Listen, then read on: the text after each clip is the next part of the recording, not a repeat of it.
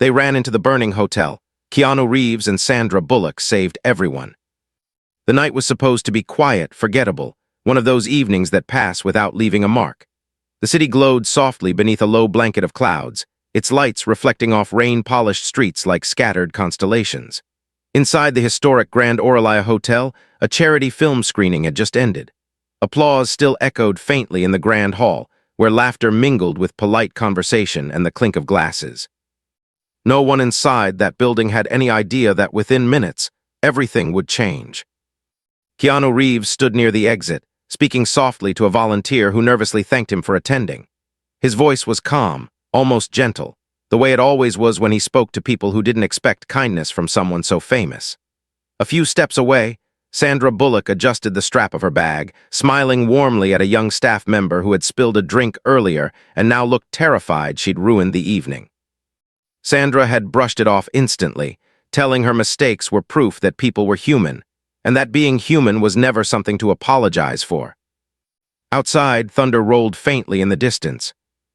The first sign of danger was subtle. A faint, acrid smell slipped through the air vents, barely noticeable beneath perfume and polished wood. Someone frowned. Someone else waved their hand, assuming it was a faulty machine or city pollution sneaking indoors.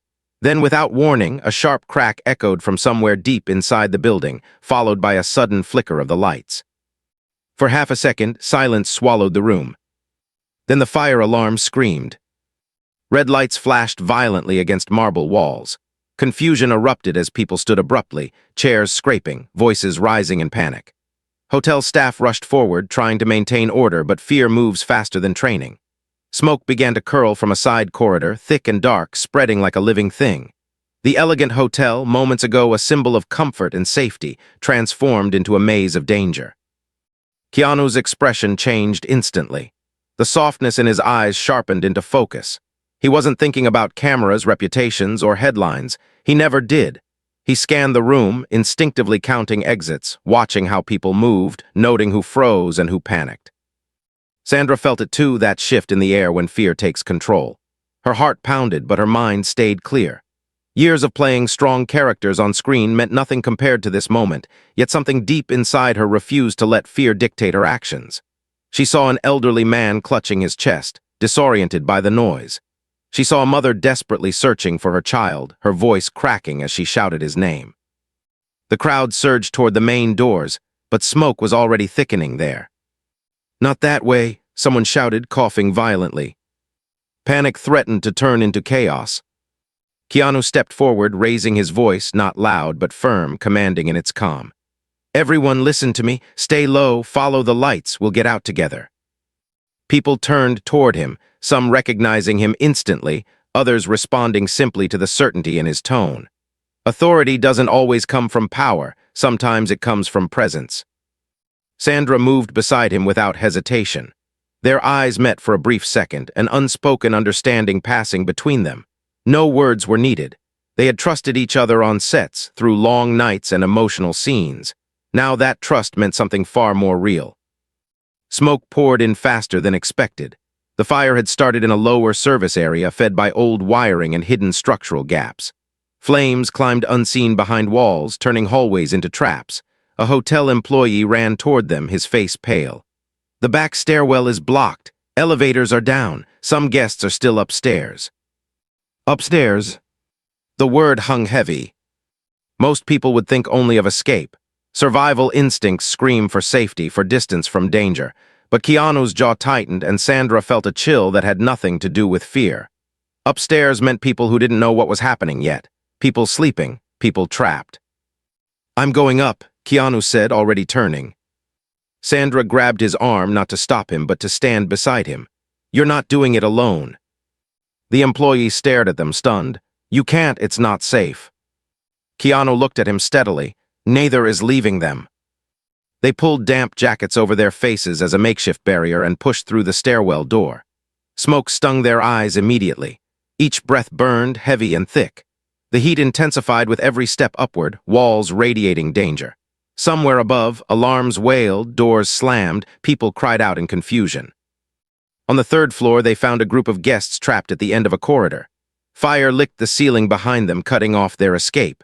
Panic had paralyzed them. A man banged uselessly on a locked door, his hands shaking violently.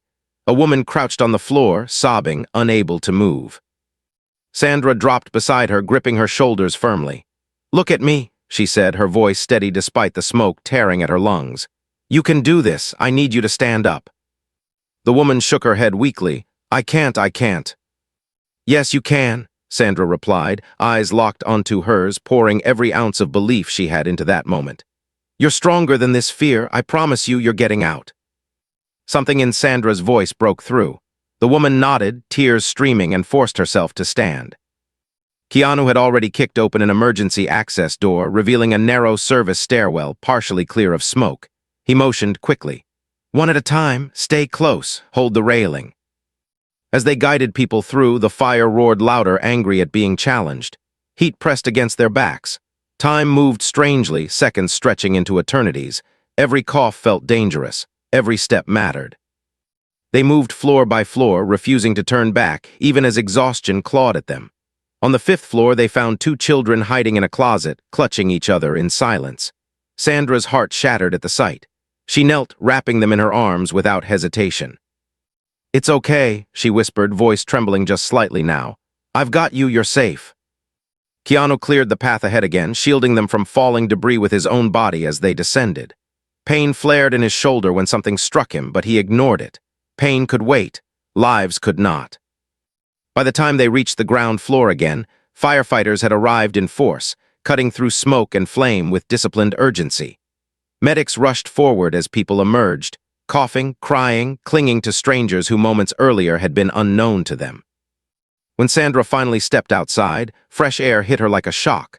Her knees buckled, adrenaline draining away, and she leaned heavily against a nearby barrier.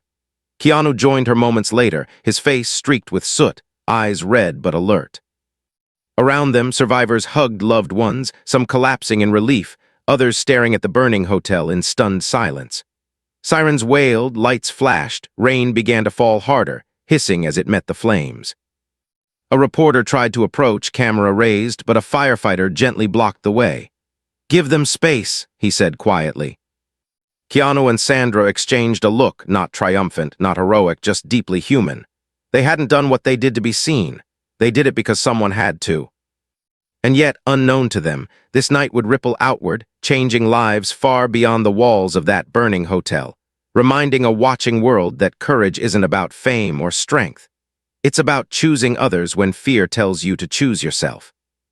This was only the beginning. When the flames faded, the silence that followed changed everything. The fire did not end when the flames were finally brought under control. It lingered in the air, in the silence that followed the sirens, in the stunned expressions of those who had escaped with nothing but their lives. Dawn crept slowly across the city skyline, pale light revealing the true scale of the destruction. The Grand Oralia Hotel stood wounded, blackened windows staring outward like hollow eyes, steam rising from its broken structure as firefighters continued their final checks. Around it, survivors sat wrapped in blankets, holding paper cups of warm drinks they barely touched, still trying to understand how close they had come to losing everything. Keanu Reeves sat on the edge of an ambulance step, his posture relaxed only in appearance. Inside, his body ached in places he hadn't yet allowed himself to acknowledge. A medic gently cleaned a cut near his temple, insisting he stay still. Keanu complied, though his eyes kept drifting toward the crowd, scanning faces, silently counting again, making sure no one had been left behind. Every life mattered equally to him, whether they had spoken or not, whether they recognized him or not. That quiet vigilance, that refusal to disengage, was simply who he was. Sandra Bullock stood nearby, her arms wrapped around herself as the shock slowly settled in. The adrenaline that had fueled her courage inside the burning building now faded, replaced by a deep, bone-heavy exhaustion. Her hair smelled of smoke, her clothes stained with soot, but what lingered most was the memory of faces. The woman who couldn't stand, the children hiding in the closet, the way fear had stripped people down to their most vulnerable selves. Sandra had played Bravery on screen countless times, but this was different. This wasn't scripted. There were no second takes. What she felt now was not pride, but a quiet gravity, the weight of understanding how fragile life truly was. A firefighter approached them, helmet tucked under his arm, his expression serious but respectful. He spoke softly, explaining that all guests had been accounted for, no lives lost. The words hung in the air like something sacred. No lives lost. Keanu closed his eyes briefly, exhaling for what felt like the first time all night. Sandra pressed her lips together, emotion rising suddenly, unexpectedly, until she had to look away to steady herself. Nearby, a young boy spotted them and tugged on his mother's sleeve. His eyes were wide, not with fear now, but awe. He whispered something, pointing. The mother followed his gaze, recognition flickering across her tired face. She hesitated, then approached slowly, as if unsure whether it was appropriate. When she spoke, her voice trembled. She thanked them, not loudly, not dramatically, but with a sincerity that cut deeper than applause ever could. Her son stepped forward and wrapped his arms around Sandra's waist without asking permission, burying his face against her jacket. Sandra froze for a moment, then gently knelt and hugged him back, one hand resting protectively on his head. She didn't say anything. She didn't need to. Some moments don't require words. Keanu watched quietly, his expression unreadable, though something shifted behind his eyes. He had lived a life marked by loss and grief, by moments that taught him how fleeting happiness could be. Watching that child cling to Sandra, knowing how close that embrace had come to never happening, reinforced something he already believed deeply. Kindness was not optional. It was necessary. It was survival. As morning fully arrived, officials began organizing transport, reunions, next steps. The machinery of recovery started moving, efficient and impersonal. But emotional recovery was slower, messier. People sat on the curb, staring at nothing, replaying the night again and again in their minds. Some laughed nervously, others cried openly. Trauma doesn't follow a single script. Sandra and Keanu moved among them quietly, offering water, listening when someone needed to speak, nodding when words failed. They did not make speeches. They did not pose for photos. Their presence alone seemed to ground people, as if calm itself could be contagious. A hotel employee approached Sandra, the same young woman she had comforted earlier before the fire began. Her hands shook as she spoke, guilt flooding her face as she apologized again, this time for freezing during the evacuation. Sandra gently interrupted her, taking her hands firmly. "You didn't fail," Sandra said, her voice steady, unwavering. "You survived, and you helped others survive. That's enough." Those words stayed with the young woman long after Sandra walked away. Later, as they were finally escorted to a quieter area, Keanu and Sandra sat together in silence. Not the awkward kind, but the kind that exists between people who understand that some experiences change you in ways that don't need explanation.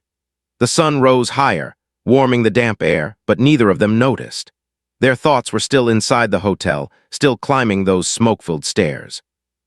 "I keep thinking," Sandra said finally, her voice low, almost hesitant, "about how easily we could have chosen to leave." Keanu nodded slowly, and how heavy that choice would have been. Sandra looked at him then, really looked at him, seeing not the actor the world admired, but the man who had stepped into fire without hesitation. "Do you ever wonder," she asked quietly, "why moments like this happen to us?" Keanu considered the question carefully. "I don't think they happen to us," he replied. "I think they happen through us." The words settled between them, simple yet profound. News of the fire spread quickly, as news always does. Headlines focused on the damage, the investigation, the dramatic rescue. Names were mentioned. Cameras searched for reactions. But Keanu and Sandra declined interviews, declined statements beyond confirming that everyone's safety was what mattered most. They returned to their lives outwardly unchanged, yet inwardly carrying something new, a deeper awareness, a quieter resolve. For those who had been inside the hotel, however, the impact was lasting. The elderly man Keanu had guided down the stairs later told his family that he had seen death's shadow that night, and it had taught him not to postpone love or forgiveness. The woman Sandra had lifted from the floor began therapy, determined not to let fear define her again. The children started sleeping with the lights off for the first time in months, no longer haunted by the dark. Weeks passed, the city moved on. The hotel began repairs, but the story did not fade. It lived on in small, personal ways, in letters written but never sent, in apologies finally spoken, in courage discovered by ordinary people who had survived something extraordinary. And for Keanu Reeves and Sandra Bullock, the fire became a quiet turning point, not marked by public declarations, but by an unspoken promise they each made to themselves. That whenever fear demanded retreat, they would remember the night they chose to move forward instead. What neither of them knew was that this promise would soon be tested again, in ways far more personal and far more painful than flames and smoke. After the fire, the quiet battles no one saw. Time moved forward the way it always does, indifferent to the way certain moments carve themselves permanently into the human soul. Weeks after the hotel fire, the city returned to its rhythm. Traffic filled the streets again, new headlines replaced old ones, and the blackened shell of the Grand Oralia slowly disappeared behind construction barriers. To the outside world, the incident became a story with an ending. Everyone survived, damage repaired, lessons learned. But for Keanu Reeves and Sandra Bullock, the fire did not remain contained in the past. It followed them quietly, settling into their thoughts, shaping their days in ways neither of them had anticipated. Keanu found himself waking before dawn more often than usual, the echo of alarms and crackling flames lingering in his subconscious. He would sit quietly, staring at the pale light creeping through his windows, replaying the night in fragments rather than scenes. It wasn't fear that haunted him, but questions, subtle, persistent ones about responsibility, about chance, about how close life always is to slipping away unnoticed. He had spent years accepting loss as part of existence, yet the fire reignited something deeper, a renewed awareness that survival alone was not enough. What mattered was what one did with the time that followed. Sandra experienced the aftermath differently. For her, it came in waves, unexpected and emotional. Certain smells, smoke from a grill, the sharp scent of burning wood, could suddenly tighten her chest, pulling her back into those suffocating hallways. She managed it quietly, privately, unwilling to burden anyone else with feelings she believed she should already have processed. Outwardly, she returned to work, smiled during meetings, laughed with friends, but inwardly she wrestled with a vulnerability she hadn't felt in years. The fire had stripped away a layer of emotional armor she didn't realize she had been wearing. Despite their separate lives, an invisible thread connected them now more strongly than ever. They spoke more frequently, not always about the fire, but about life in a way that felt more honest than before. Conversations drifted toward meaning, toward moments that shaped people without asking permission. There was comfort in knowing that someone else understood without explanation, that silence could be shared without feeling empty. One afternoon, Sandra suggested they meet somewhere quiet, away from studios and expectations. They chose a modest cafe tucked away from the city's noise, a place where no one looked twice and conversations stayed personal. Rain tapped softly against the windows as they sat across from each other, hands wrapped around warm cups, neither rushing to speak. "I thought I was done being surprised by myself," Sandra admitted eventually, her voice thoughtful rather than sad. "But that night showed me parts of myself I hadn't visited in a long time." Keanu listened carefully, as he always did, never interrupting, never trying to fix what wasn't broken. "Sometimes," he said gently, "we don't meet who we really are until something tests us." Sandra nodded, absorbing the truth in his words. She had always believed strength meant control, composure, resilience without cracks. The fire taught her something different. That strength could also mean fear acknowledged and faced, vulnerability embraced rather than hidden. Outside the cafe, the rain slowed, the world softening again. Neither of them knew that the ripples from the fire were spreading outward, touching lives they would never meet. A firefighter who had worked alongside them decided to finally pursue counseling for years of unaddressed trauma. A hotel guest who had frozen in fear later enrolled in a public speaking class, determined not to be silenced by panic again. Courage, it seemed, was contagious, even when unspoken. Keanu began volunteering quietly without announcements or cameras, visiting community centers focused on emergency preparedness and mental recovery. He didn't lecture or instruct, he listened. He spoke about fear not as an enemy, but as a signal, something that could guide action rather than paralyze it. People responded not because he was famous, but because he spoke like someone who had stood where they stood. Sandra, in her own way, started supporting initiatives that helped people rebuild after crises, especially those overlooked once headlines faded. She understood now how survival was only the first step, and how the real work began afterward, in the quiet moments when adrenaline disappeared and reality settled in. She poured herself into these efforts with a sincerity that surprised even her, finding healing and helping others process their own experiences. Yet beneath all of this growth, something unresolved lingered between them, not tension, but a shared awareness that the fire had changed the shape of their connection. It had deepened trust, stripped away pretense, and revealed a mutual respect rooted not in fame or history but in character. They didn't name it. They didn't need to. Some bonds exist without definition. One evening, months later, they attended a small, private gathering honoring first responders. The atmosphere was subdued, respectful. When a firefighter took the stage to speak, his voice trembled as he described moments when he had doubted whether he was strong enough to keep going. He spoke about the importance of knowing that someone would step forward beside you, even when the situation felt impossible. As applause filled the room, Sandra felt tears sting her eyes. Keanu noticed, offering a quiet nod, a silent acknowledgement of shared emotion. In that moment, they both understood something profound. The fire had not been about heroism, it had been about presence, about choosing not to look away when it mattered most. As the night ended and people slowly dispersed, Keanu and Sandra stepped outside into the cool air. The city lights shimmered around them, peaceful now, deceptively calm. Sandra looked up, breathing deeply, and smiled faintly. "Funny how life doesn't warn you before it changes you," she said.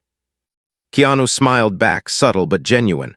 "Maybe it does," he replied. "We just don't always recognize the warning." They stood there a moment longer, neither eager to leave, both aware that whatever lay ahead would demand the same courage the fire had drawn out of them. And deep down, both sensed that the hardest test was not the night they ran into flames, but the quieter challenges that would soon ask them to choose compassion over comfort once again. When the world looked away, the choice that defined them. The months following the fire unfolded quietly, almost deceptively so, as if life itself was attempting to return Keanu Reeves and Sandra Bullock to a familiar rhythm. Work schedules filled again, commitments stacked neatly on calendars, and public appearances resumed with the expected smiles and practiced ease. To the outside world, everything appeared normal, but beneath the surface, something fundamental had shifted. The fire had stripped away a layer of emotional distance they had once relied on, leaving behind a heightened sensitivity to suffering that neither of them could ignore anymore. Keanu noticed it first in small, unremarkable moments. A brief news segment about a displaced family lingered in his mind longer than it should have. A passing stranger's exhaustion caught his attention in a way it hadn't before. He found himself slowing down, watching more closely, listening more deeply, as though the world had begun speaking in a quieter but more urgent language. The fire had taught him that danger wasn't always loud or visible, and neither was need. Sometimes, the most critical moments arrived without alarms. Sandra felt it too, though for her it manifested as restlessness. She poured herself into projects, charity meetings, and long days that left her physically tired but mentally unsatisfied. There was a sense that something remained unfinished, unresolved. She remembered the faces from the hotel, not just fear, but relief, gratitude, the fragile hope that flickered when someone stepped forward. That hope had not disappeared with the smoke. It lingered, waiting to be answered again. Their conversations grew more frequent and deeper. They spoke about responsibility, not as an obligation imposed by fame, but as a human instinct awakened by proximity to loss. Sandra admitted that before the fire, she had believed kindness was something you offered when convenient. Now she understood it as something far more demanding, something that often required discomfort and sacrifice. One evening, Keanu invited her to accompany him on a quiet visit to a community center on the outskirts of the city. There were no announcements, no press.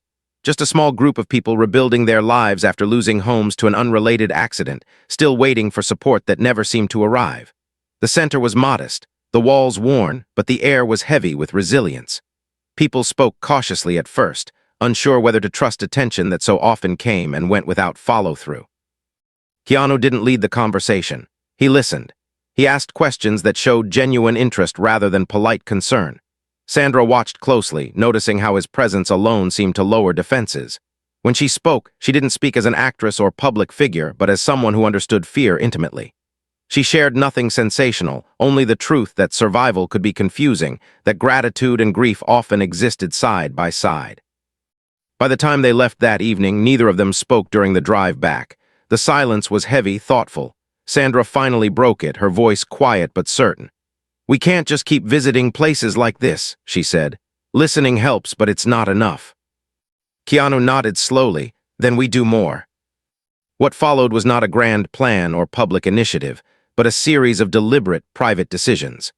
They began funding programs that focused not just on immediate relief, but long-term emotional recovery.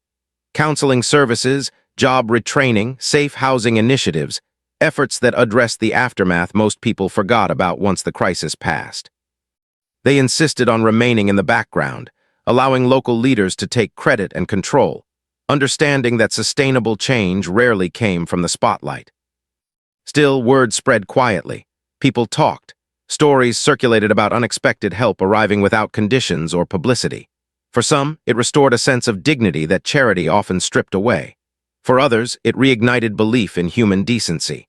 The fire's impact extended far beyond that single night, weaving itself into lives that Keanu and Sandra would never fully know. Yet with growth came strain. Balancing this deeper involvement with their existing lives was not easy. There were disagreements, moments of doubt, nights when exhaustion blurred motivation. Sandra questioned whether she was doing enough, whether the scale of suffering was simply too vast.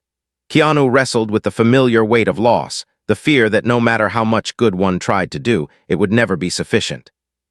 One late night after a particularly difficult meeting, they sat together in silence once more, the city lights glowing outside a quiet room. Sandra finally spoke, her voice tinged with vulnerability. "What if this isn't changing anything?" she asked. "What if we're just convincing ourselves that we're making a difference?" Keanu didn't answer immediately. He looked at her, really looked at her, seeing the exhaustion, the sincerity, the fear of futility. "Then we keep going anyway," he said softly. "Because the outcome isn't the only thing that matters, the choice does." The words settled between them, steady and grounding. That night, Sandra understood something she hadn't before. Courage wasn't only about running into burning buildings. It was about staying present long after the danger passed, when the work became quiet and unglamorous, when no one was watching. It was about choosing compassion repeatedly, even when it offered no immediate reward. As they continued down this path, both sensed that they were being reshaped by it. Fame became less defining, less consuming. What mattered more was integrity, the quiet alignment between belief and action. And while the world still saw them as actors, as icons, they had begun to see themselves differently, as witnesses to human fragility and strength, bound by a shared experience that had permanently altered their understanding of purpose. Neither of them knew yet that their resolve would soon face its greatest test, not in fire or smoke, but in a moment where compassion would demand a personal sacrifice neither could fully anticipate. The moment compassion demanded everything. There comes a point in every meaningful journey when intention is no longer enough, when belief alone is tested by circumstance, and when the quiet promise to do good asks for something tangible in return. For Keanu Reeves and Sandra Bullock, that moment arrived not with sirens or smoke, but with a single phone call that interrupted an otherwise ordinary evening. The voice on the other end was calm, professional, and urgent in the way that immediately signals that something irreversible is unfolding. A residential building on the edge of the city, already weakened by years of neglect, had partially collapsed during a storm. Several families were displaced overnight, and while emergency services responded quickly, resources were stretched thin. Temporary shelters filled almost immediately. Children were separated from routines, parents from stability, and the emotional toll settled in faster than any official response could address. What made the situation heavier was not the scale of the disaster, but the speed with which attention faded. By morning, the headlines moved on. Sandra listened in silence as the details were explained, her expression tightening with each sentence. She had heard this story before, too many times, always ending the same way, short-term relief followed by long-term neglect. When the call ended, she didn't speak right away. She stared out the window, watching rain streak down the glass, her reflection blurred and unfamiliar. Keanu watched her carefully, already sensing what she was thinking because he felt it too. The fire had taught them both that waiting for the system to catch up often meant waiting too long. "They'll need more than a few nights of shelter," he said quietly, not as a conclusion but as a recognition. Sandra nodded slowly. "They'll need stability and time." That was the moment when the question shifted from whether they cared to what they were willing to give. Helping quietly from a distance was one thing. Stepping into a situation that required sustained involvement, personal resources, and emotional investment was something else entirely. The implications were heavy. There would be scrutiny, expectations, and the very real possibility of failure. They decided to visit the site themselves the next morning without notice or entourage. What they found there erased any remaining hesitation. Families sat among scattered belongings, clinging to what little had survived. A mother tried to comfort her child while filling out forms that promised assistance but offered no timeline. An older man stared at the remains of what had once been his home, his expression not angry but hollow. Sandra spoke with a young girl who asked a question that cut through every layer of complexity with brutal simplicity. Where will we live now? There was no easy answer. That night back in the quiet of Sandra's home, the weight of the day pressed down on both of them. They sat across from each other, exhaustion evident, neither pretending this was simple or noble. This wasn't about saving people in a dramatic moment. This was about committing to an outcome they couldn't fully control. If we do this, Sandra said carefully, we can't walk away halfway through. Keanu nodded, we won't.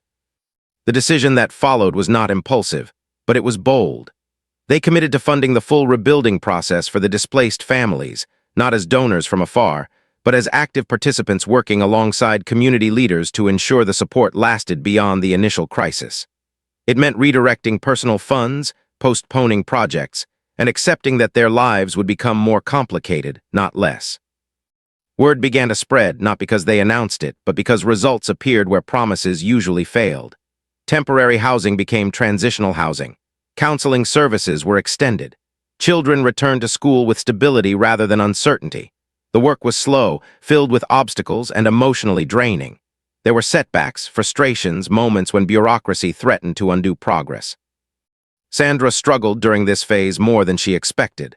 The responsibility weighed heavily on her, the fear of letting people down gnawing at her confidence.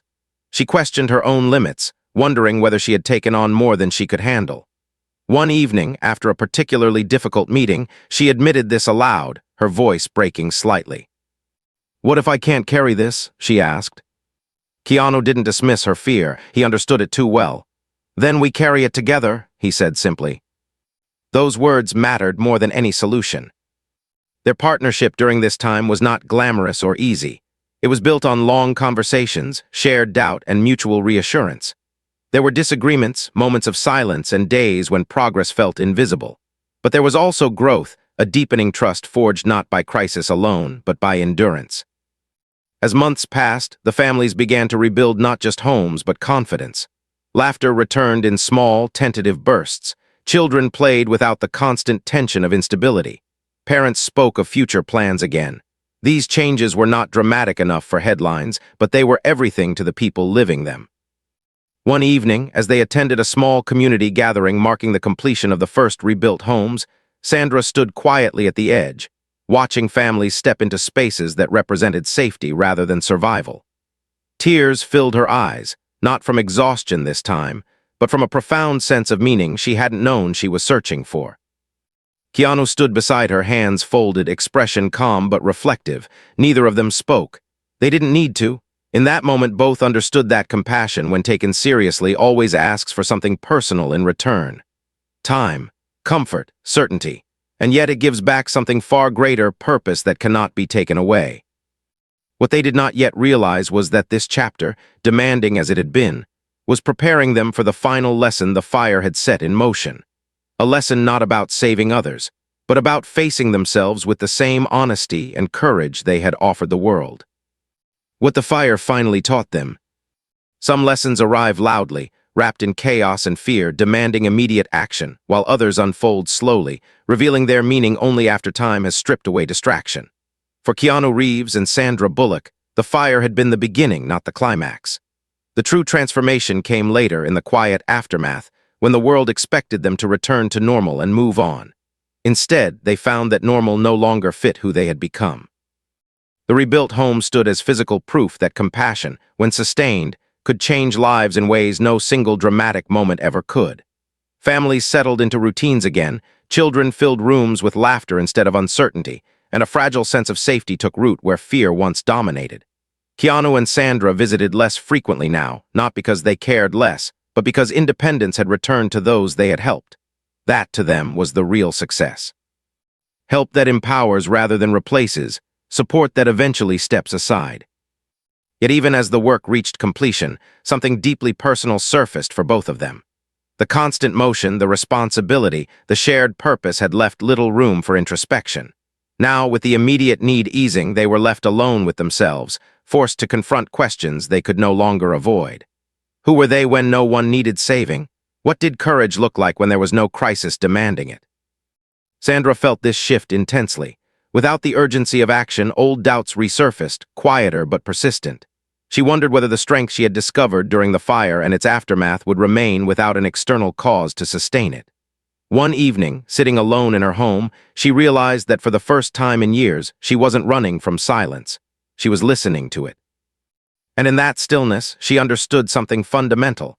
Bravery wasn't a role she stepped into during emergencies. It was a choice she could make daily, even when no one was watching. Keanu reached a similar realization during a solitary ride through the city late one night. The streets were calm, almost indifferent, and that calm felt strangely reassuring. He reflected on how often life had taught him about loss, about impermanence, about the limits of control. The fire had not erased those truths, but it had reframed them. He understood now that meaning didn't come from avoiding pain, but from responding to it with presence rather than withdrawal. Compassion, he realized, was not a reaction to tragedy. It was a way of living. When they met again weeks later, it was not for a meeting or a project, but simply to walk together through a quiet park. The conversation flowed naturally, touching on memories, uncertainties, and hopes without pressure or expectation. There was no need to relive the fire in detail. Its imprint was already part of them. Sandra spoke about how the experience had softened her without weakening her, how it had taught her that vulnerability was not something to overcome, but something to honor. Keanu listened, then shared his own thoughts about acceptance, about learning to stay open even when closing off might feel safer. They stopped near a bench watching people pass by, each carrying stories invisible to the casual observer. In that moment, both felt a deep sense of alignment, not because they had survived something together, but because they had chosen to grow from it rather than retreat. Their bond was not defined by romance or labels, but by mutual respect and shared values forged under pressure and sustained through intention. The story of the burning hotel continued to circulate, often exaggerated, sometimes misunderstood. Some called them heroes, others reduced the night to a dramatic anecdote. Neither description felt accurate to Keanu or Sandra. They knew the truth was quieter and more complex. They had been ordinary people placed in an extraordinary moment who chose action over indifference and consistency over comfort afterward. What mattered most was not how the world remembered the fire, but how it changed those who lived through it. It reminded people that kindness is not passive, that courage does not require perfection, and that empathy, when acted upon, has the power to reshape lives far beyond the moment that inspired it. The fire became a symbol not of destruction, but of awakening. As time moved forward, Keanu and Sandra carried that awakening with them, quietly influencing choices, relationships, and priorities. They did not seek out crises, but neither did they look away when help was needed. They had learned that resilience is not the absence of fear, but the decision to move forward despite it, and that the most meaningful acts of humanity often occur far from applause or recognition. In the end, the fire did not define them because of what they did that night, but because of what they continued to do afterward. It taught them that every life is interconnected, that moments of courage ripple outward in unseen ways, and that the true measure of strength lies not in how loudly one is praised, but in how deeply one chooses to care. And somewhere in the city, long after the smoke cleared and the scars faded, lives continued quietly, steadily, shaped by a night when two people ran toward danger and never truly walked away from the responsibility that followed.